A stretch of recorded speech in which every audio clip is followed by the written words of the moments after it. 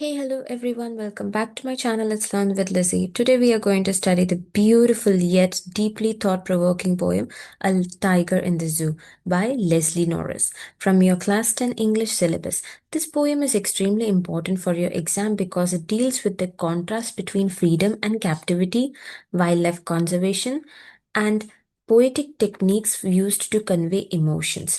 As we go through the poem, focus not just on the summary but also on theme, poetic devices, message, exam oriented interpretations. Now let's begin with the poet. Leslie Norris was a Welsh poet and short story writer who had a deep love for nature and animals. His writings often show sensitivity toward living beings and highlight emotional connections between humans and nature. In this poem, he doesn't just describe a tiger, he actually makes us feel the tiger's helplessness. This emotional connection is very important for the exam interpretation. Remember, good poetry doesn't only describe, it makes us experience. Before we analyze the poem, let us understand the background of the poem. This poem contrasts two situations: a tiger locked inside a zoo cage. On the other hand, the same tiger imagined in its natural jungle habitat. Notice how the poem moves. First stanza will be focusing on the tiger in the zoo, then the tiger in jungle imagination, and finally coming back to the zoo reality. This structure itself emphasizes the tragedy of captivity. The poem indirectly questions: should wild animals be kept in cages? This becomes the central emotional conflict of the poem. The central theme is freedom versus captivity, but for exam purposes, remember the broader themes too: human cruelty toward animals, loss of natural habitat, suppressed anger and helplessness, importance of wildlife conservation. The tiger symbolizes all wild animals whose natural instincts are restricted. The cage symbolizes human control over nature. This symbolic interpretation often appears in board exam answers. Now, the poem begins with the tiger inside the cage. The poet says the tiger stalks in his vivid stripes the few steps of his cage. This means the tiger walks back and forth restlessly. Few steps suggest very limited space. Then comes a beautiful phrase: pads of velvet quiet.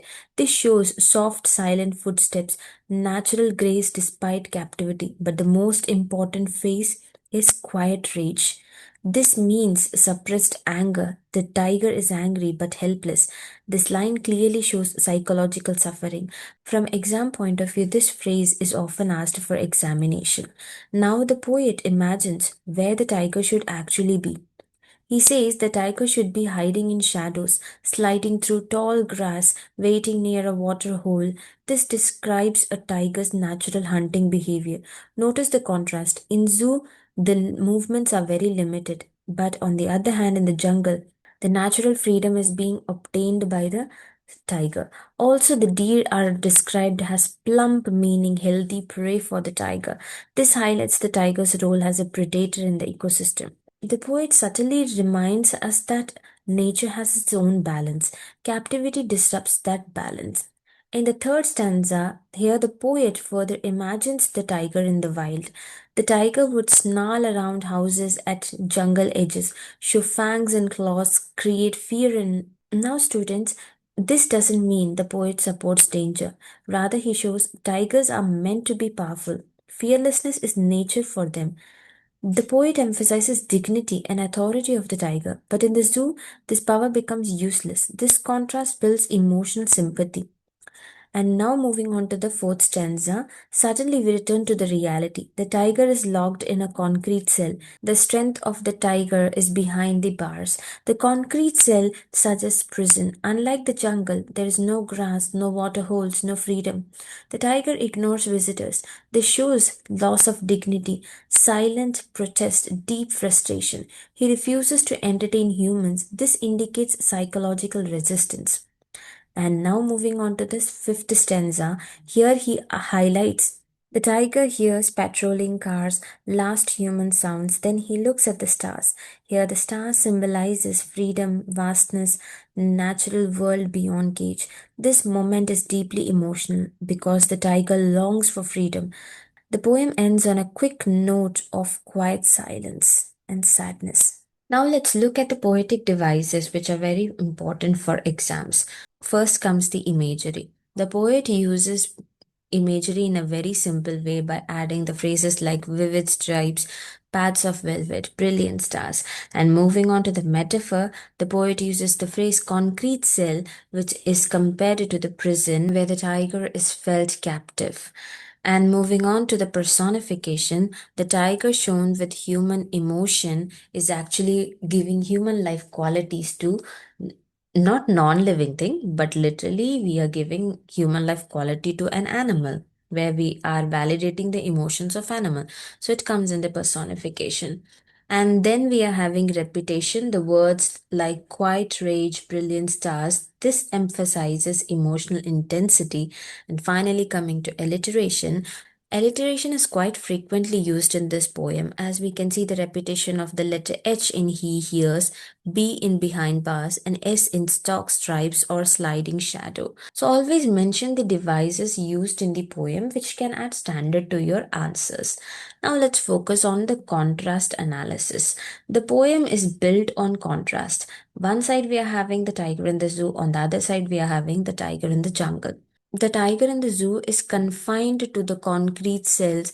It is angry but helpless and it feels very captive in that concrete cell. It ignores the visitors because of its dignity and pride and it feels very lonely in the cage. But on the other side, when the tiger is imagining itself in the jungle, it feels free and it is symbolized as a powerful hunter, and there is a natural habitat of the tiger in the jungle which is absent in the zoo. It terrorizes the village when it is near the jungle edges and it is dominant predator. This contrast strengthens the poem's message. Now, moving on to the symbolism, which is very crucial here because the tiger represents all captive animals and the cage represents human control and restriction. And finally, stars represent hope and freedom. Symbolism makes the poem deeper than simple description. Tone is quite sympathetic. The poet clearly feels compassionate towards the tiger. Mood is sad, reflective, and serious. This emotional tone helps readers connect with the tiger's sufferings. The poem sends a powerful environmental message. Animals belong in nature. Captivity harms their instincts. Wildlife conservation is essential. It encourages empathy toward animals. This moral dimension is often required in long answers. Before exams, revise theme, contrast technique, imagery and symbolism, tiger suppressed anger, conservation message, which are frequently asked in your exams. And there are some possible questions which might pop up in your exam, like why is the tiger angry? How does the poet contrast zoo and jungle? What does quiet rage mean? Discuss theme of captivity versus freedom. Explain poetic devices used in the poem. So be prepared for all sort of questions. And to conclude, this poem beautifully shows the tragedy of captivity. It reminds us that freedom is essential for every living being. Nature must be respected. Compassion towards animals reflects humanity, and that is the true essence of this poem. So that's it for today. If you liked this video and felt like it was helpful for you, kindly please hit the like, share, and subscribe button, and see you soon in the next video. Bye bye.